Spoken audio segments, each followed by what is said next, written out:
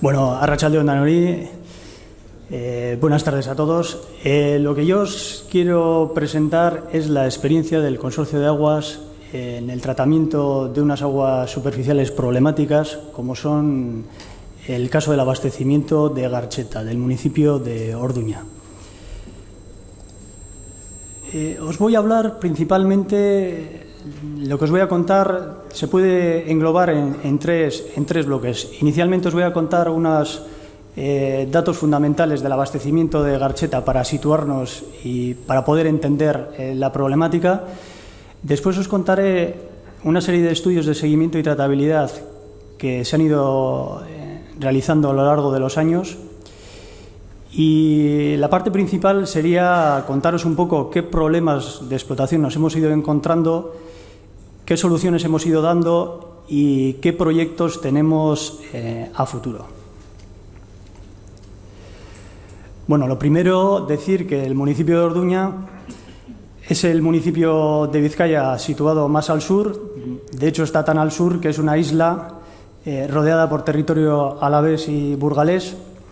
Es un municipio pequeño de unos 4.200 habitantes con una cierta actividad agraria, una actividad industrial que se basa en dos polígonos que no están totalmente desarrollados, un sector servicios enfocado al propio municipio y en los últimos años pues bastante turismo activo que podemos llamar, ¿no? Senderismo, montañismo, parapente, etcétera. Aquí se ve en una sola vista los elementos principales del abastecimiento, que tiene dos elementos singulares. El primero de ellos es una balsa de almacenamiento de las aguas de manantiales, de las aguas superficiales, que sirve como balsa de regulación. A pie de balsa se sitúa este cuadradito que se ve aquí, es la propia ETAP de Garcheta, que trata las aguas provenientes de la balsa. Y luego lo que veis pues es el propio municipio de Orduña. Como curiosidad, esta línea verde que veis aquí pues es el límite provincial. La balsa, la parte norte de la balsa está en territorio vizcaíno y la parte sur en territorio alavés. Bueno, como primer elemento singular, como os he dicho, está la balsa de almacenamiento de Garcheta. Aquí tenéis un plano de la balsa, una foto de la construcción y otra foto de un momento en que se le vació para limpiar. Es decir que es una balsa completamente artificial que tiene una capacidad máxima de almacenamiento de 181.000 metros cúbicos, ocupa aproximadamente 2 hectáreas y tiene una altura máxima de agua de 14 metros que a finales de octubre, principios de noviembre, o sea, antes de las lluvias, pues puede bajar hasta los 8 metros y algún año ha bajado incluso más hasta los 6 metros, con lo cual, como podéis ver, su volumen se reduce drásticamente a finales del estío. Después veis en rojo la tubería de conducción a la ETAP y la ETAP de Garcheta. Aquí tenéis un sinóptico de la ETAP de Garcheta. En cuanto a la ETAP de Garcheta, decir que es una ETAP con una capacidad nominal de tratamiento de 40 litros por segundo, aunque habitualmente trata a caudales del orden de 20 litros por segundo y este año incluso algo menos, luego os contaré por qué. Y como elementos principales, es una ETAP con un sistema de tratamiento convencional para tratar aguas tipo A2 y se basa pues, los elementos principales son una cámara de mezcla, cámara de floculación, un decantador lamelar con recirculación externa de fangos y una batería de filtros de arena. Además de los dosificaciones de reactivos típicas en este tipo de plantas, como dosificación de coagulante, floculante, ajuste de pH con sosa si fuese necesario y cloro como agente biocida. Bueno, aquí tenéis dos fotografías panorámicas de lo que es la planta. Es una planta muy recogida, muy compacta, que está todavía metida dentro de un edificio. Y bueno, hasta aquí sería la parte primera que os decía de situarnos para ver cuáles son los puntos, los elementos principales del abastecimiento de Garcheta.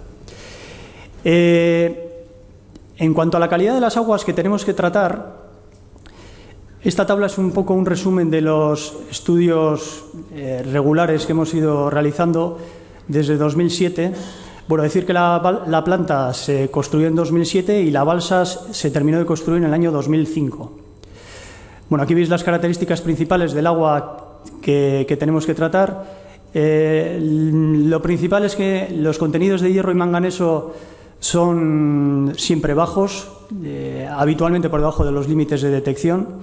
Los contenidos de nitrógeno y fósforo también suelen ser bajos, aunque puntualmente tenemos valores altos que sitúan el agua en un nivel mesotrófico e incluso eutrófico. Como media, el agua quedaría calificada como agua tipo A1, pero también con muchas excepciones. Y el estado trófico de la balsa habitualmente se sitúa dentro del estado oligo-mesotrófico. Aquí os enseño también una serie de perfiles verticales que se hicieron en dos temporadas. Bueno, se pueden ver muchas cosas aquí. Son perfiles de temperatura, oxígeno disuelto y transparencia. Lo principal de estos perfiles es que muestra que la balsa presenta una estratificación de temperaturas que comienza en primavera y es mucho más acusada en el verano. En cuanto al nivel de oxígeno, no es una balsa que presente zonas anóxicas, sino que suele presentar zonas sobresaturadas en oxígeno debidas a la actividad algal. Y esas zonas sobresaturadas suelen estar centradas en la zona de mayor gradiente térmico. Aquí, por ejemplo, se ve como en esta zona de gran gradiente térmico, este es un perfil de temperatura, y aquí se ve cómo presenta un pico importante en contenido de oxígeno justo precisamente en la zona de mayor gradiente térmico. Bueno, en cuanto a los estudios de tratabilidad, en este primer estudio, que llamamos estudio número 1, lo que se trataba de ver era la capacidad de la planta para eliminar pigmentos fotosintéticos, en concreto en este caso medidos como clorofila A. Entonces tenéis en las 4 primeras columnas varios valores tomados de agua bruta en diferentes puntos, la zona subsuperficial de la balsa, fondo, desagües y agua bruta de entrada a la planta. Y la quinta columna es el agua tratada en la planta, o sea, valor de clorofila A en el agua tratada. Como podéis ver, hay un porcentaje de reducción muy importante. En el mismo estudio, pero mirándolo desde el punto de vista de la abundancia algal expresada como células por mililitro o como biovolumen expresados en milímetros cúbicos por metro cúbico, pues se ve básicamente lo mismo. En cuanto a abundancia algal, partiendo de valores de 7.000 y pico y de 4.000 y pico, pues los valores de salida son valores inferiores a 100. O sea, hay un rendimiento importante en eliminación. Que es al final lo que vemos, es digamos la conclusión de este primer estudio. La planta parece que es capaz de eliminar un porcentaje importante de algas, bien expresado como clorofila A, abundancia algal o biovolumen. En este estudio número 2, lo que se hizo fue intentar ver la capacidad del cloro como biocida con estas aguas. Para ello, partiendo de una muestra de control, lo que se hizo fue un tratamiento de oxidación a 5 dosis diferentes de cloro, podéis ver ahí 3 ppm, 4, 5, 6 y 7, y un tratamiento de coagulación-floculación. Partiendo de los datos de la muestra de control que veis arriba, con un contenido en células vivas de más de 3.000 y células muertas del orden de 300 y pico, o sea, el 10,8 eran células muertas, se pueden ver dos cosas.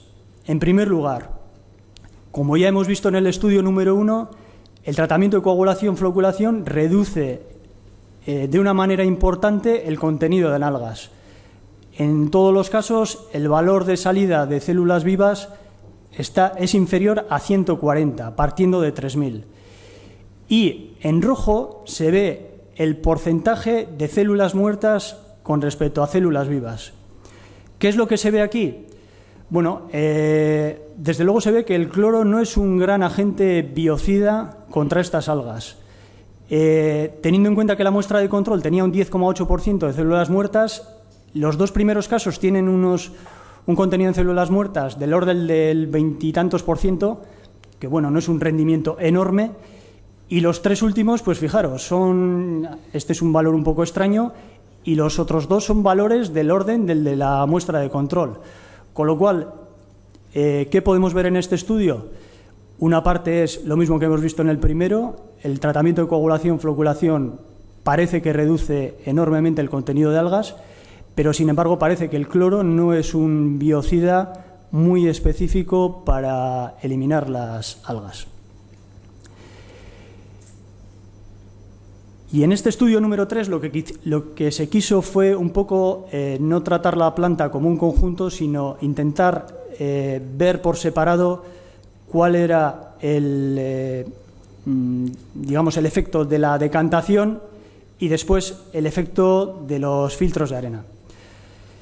Bueno, lo mismo que antes, partiendo de valores de 1000 y pico de células por mililitro de algas en el agua bruta, a la salida del decantador no está indicado, pero ese valor es un valor del orden de 34 y a la salida de filtros es un valor del orden de 4. O sea, el decantador, cuando digo decantador, quiero decir el tratamiento completo de coagulación, floculación, decantación, reduce en un porcentaje muy grande el contenido en algas y el tratamiento de filtración lo que hace es un tratamiento de afino. Este estudio se hizo en su momento debido a que aparecieron una serie de quejas de usuarios de que habían percibido un cierto olor en el agua a moho, a tierra mojada, que es un típico olor que va asociado a la presencia de geosmina en el agua tratada. Si el umbral de percepción medio para las personas está en el orden de 6 a 10 nanogramos litro, debido a esto hicimos las analíticas pertinentes y encontramos en el agua tratada valores del orden de 20 nanogramos litro. O sea, que aunque la planta reducía el contenido de algas en un porcentaje muy muy grande, sin embargo no era tan efectiva a la hora de eliminar geosmina, que es un subproducto de cierto tipo de algas. Bueno, aquí cuando nos surgió este problema le dimos vueltas a ver lo que podíamos hacer y además qué es lo que podíamos hacer de una manera relativamente rápida y hicimos 3 cosas. La primera de ellas fue instalar una dosificación de carbono activo en polvo. Eso nos ha ido bastante bien. La segunda acción que tomamos fue vaciar y limpiar la balsa. La balsa, esto estamos hablando de 2010, la balsa hacía ya 5 años que se había construido y había que vaciarla, digamos, obligatoriamente para hacer una revisión estructural del plástico del fondo. Aprovechando eso, pues lo que se hizo fue limpiarla completamente para intentar luchar contra este problema. Bueno, ligado a que teníamos que empezar a dosificar carbono activo en polvo, hicimos lo que probablemente cualquiera de vosotros, si ha tenido un problema, haya tenido que realizar. Te preguntas primero cuál es el carbono activo que tienes que dosificar para luchar contra este problema en concreto y qué dosis tienes que aplicar. En concreto, nosotros hicimos unos ensayos con 4 carbonos activos cuyas características principales podéis ver en la tabla que aquí os mostramos. Y como conclusión principal del estudio, además de elegir un carbono activo, lo que sí que pudimos ver es que la dosis de carbono activo que teníamos que dosificar era una función prácticamente directa del contenido de geosmina que teníamos en el agua bruta.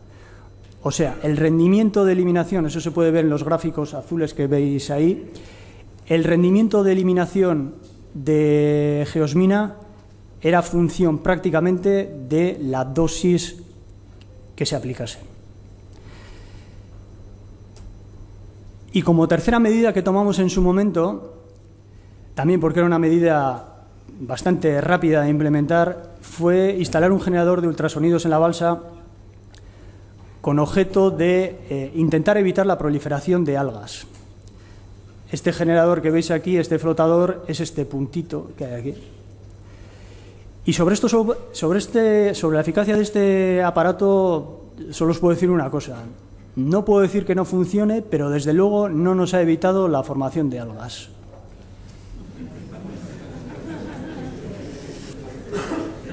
Son dos cosas diferentes, ¿eh?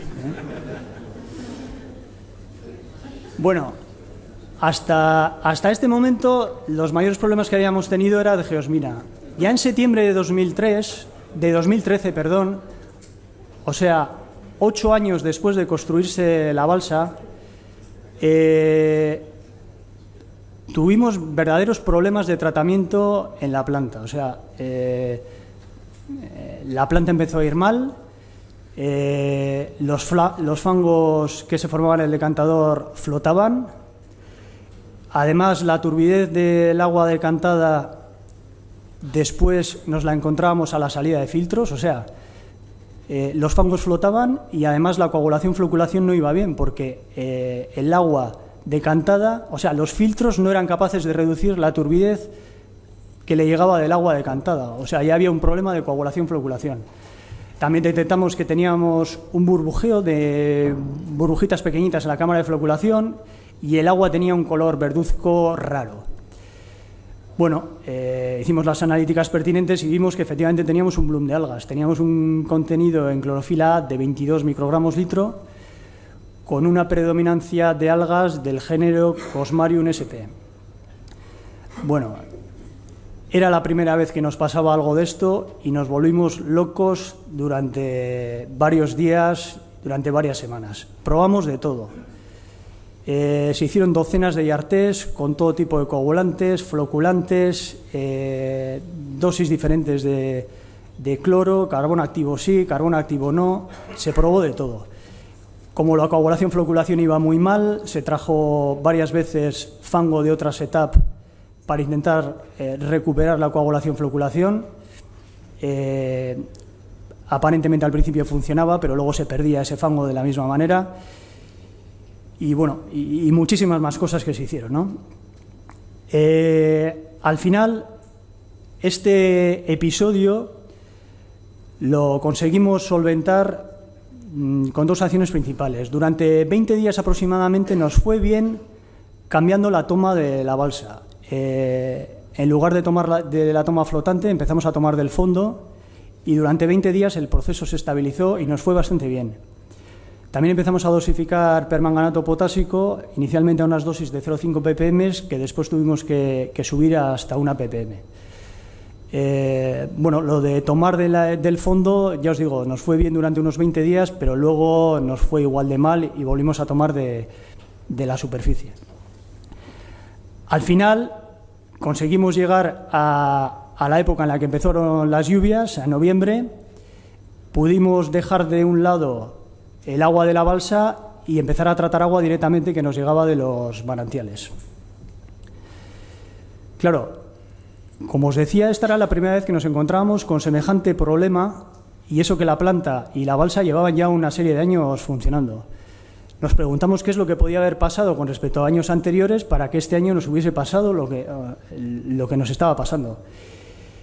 Y achacamos el problema a que la balsa llevaba 3 años sin limpiarse, que podía tener una acumulación importante de sedimentos, de materia orgánica, que hubiese favorecido el desarrollo algal y que nos hubiese ocurrido este bloom. Entonces lo que se decidió fue vaciar y limpiar la balsa otra vez. Bueno, esto es una tarea compleja, no se puede hacer así como así. Tuvimos que montar una planta de tratamiento de los fangos de la balsa y bueno, pues nos dejamos un dinero y un tiempo en limpiarla. Ya podéis ver cómo quedó perfectamente limpia. Esto estoy hablando que la empezamos a llenar en marzo del 2014. ¿Cuál fue nuestra desagradable sorpresa cuando en septiembre de 2014, o sea, hace justo un año, y exactamente 6 meses desde que se había puesto a llenar la balsa, nos volvemos a encontrar con los mismos problemas del año anterior, incluso corregidos y aumentados? Aquí, bueno, un poco con la experiencia del año anterior, empezamos a aplicar un poco las mismas recetas, empezamos a dosificar permanganato potásico desde el principio. Este año teníamos una nueva herramienta que nos ayudó un poco, que es, durante el año 2014 se había puesto en servicio un nuevo bombeo de un gavión subfluvial del río Nervión que nos permitía diluir el agua de la balsa. Si teníamos que tratar del orden de 20 litros por segundo, pues el bombeo era capaz de darnos 6, 8, otros 2 o 3 que nos venían de manantiales y el resto lo teníamos que seguir metiendo de la balsa. Y un aspecto importante en este episodio fue una observación de la jefa de planta, que es muy avispada, y se dio cuenta que, bueno, nosotros estábamos empeñados en que los fangos no flotasen y los fangos estaban empeñados en flotar y no nos poníamos de acuerdo con los fangos, con lo cual, claro, si los fangos flotaban en el decantador, terminaban en los filtros, nos mataban los filtros y aquello era un desastre. Entonces se le ocurrió que, bueno, pues vamos a dejar que los fangos floten, pero en lugar de flotar en el decantador, vamos a hacer que floten en la cámara de floculación, antes del decantador. Bueno, este es el aspecto que cogió la cámara de floculación. Creo que se ve bastante bien en la fotografía. Eso que veis ahí es una capa de fango de este pelo, de un color verde que no olía demasiado bien, que daba un aspecto muy malo, pero que por contra nos hacía que en el decantador no nos flotase el fango, el agua decantada saliese razonablemente bien y los filtros trabajasen como debían trabajar y el agua tratada saliese en condiciones. Este fango periódicamente lo teníamos que ir retirando con chuponas, como podéis ver aquí arriba a la izquierda, y mandándolo a la edar de Galindo a tratamiento. Pero de esta forma conseguimos salir al paso el año pasado. Claro,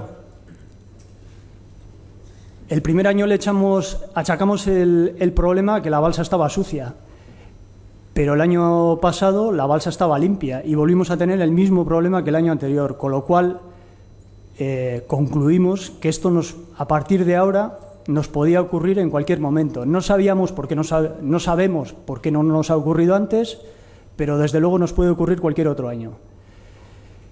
Entonces nos pusimos a pensar qué es lo que debíamos implementar en la planta para que futuros blooms de algas como los que habíamos tenido, o incluso peores, las cosas siempre son susceptibles de empeorar, pues pudiésemos abordarlos con herramientas, con nuevas herramientas, con herramientas más adecuadas que las que teníamos hasta ese momento. Entonces, desde finales de 2014 y todo el año 2015, lo que hemos hecho ha sido proyectar, licitar y construir un tratamiento terciario, que es un tratamiento, digamos, ampliamente difundido en muchísimas plantas del Estado para luchar contra fenómenos semejantes. Y es un tratamiento que se basa en una preozonización y, después de los filtros de arena, un tratamiento de posozonización seguido de una filtración sobre carbón activo en grano. Esta es todos estos elementos que veis aquí fuera de la planta, pues es toda esta instalación, la cámara de preozonización, las 2 cámaras de posozonización, los filtros de carbón activo en grano y los sistemas de oxígeno presurizado para formar el ozono. Además, nos hemos dotado de un sistema de generación y dosificación de dióxido de cloro, porque pudiese darse el caso que viésemos que para una problemática concreta, para un momento concreto, en lugar del ozono podía irnos mejor una dosificación de dióxido de cloro. Además, tiene la ventaja, como veis, todo el sistema de dióxido de cloro es esto de aquí, es un elemento fácilmente transportable, que en alguna otra planta que puntualmente hemos tenido problemas de manganeso, si nos hiciese falta, todo esto lo podemos desmontar y lo podemos llevar a la otra planta, porque el dióxido de cloro pues, es efectivo para la lucha contra el manganeso. Bueno, simplemente este año 2015 contaros que afortunadamente el bloom de algas que hemos tenido ha sido de menos nivel que el año pasado. Aquí se puede ver que el valor máximo de clorofila A que hemos medido a finales de agosto ha estado en el orden de 13 microgramos litro, alejado de los 22 microgramos litro del año pasado. También se puede ver como en este caso en la toma del fondo el bloom ha sido más importante, los valores de clorofila han sido más importantes, pero sin embargo luego han caído muchísimo más rápidamente que en la toma de arriba. También este año hemos tenido la inestimable ayuda de nuestros amigos de Udalsareac, que han hecho un trabajo muy importante en el municipio de Orduña, y así como el año pasado estábamos teniendo que tratar en los meses de agosto-septiembre valores caudales del orden de 20 litros por segundo, pues este año esos caudales demandados por el municipio se han reducido del orden de un 30%. Que para una planta con problemas de operación, pues tener que tratar un 30% menos de agua se agradece. Y ya para terminar, os quiero hablar un poco de los proyectos futuros que tenemos encima de la mesa. Hombre, a nosotros lo que nos gustaría, desde luego, es no tener que luchar contra las algas. Lo que nos gustaría es que no se formen las algas. Una de las posibilidades que tenemos encima de la mesa es la posibilidad de cubrir la balsa.